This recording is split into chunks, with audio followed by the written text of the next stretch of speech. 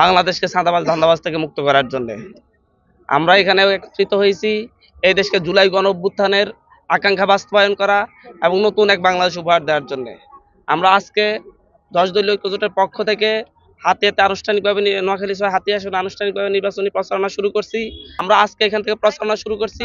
ইনশাল্লাহ আমরা বাংলাদেশকে ভারতীয় আগ্রাসন থেকে, আধিপত্য থেকে এবং এই দেশে সকল ধরনের পলিটিক্যাল দাসত্ব থেকে আমরা এই দেশের মানুষকে মুক্ত করবো ইনশাল্লাহ।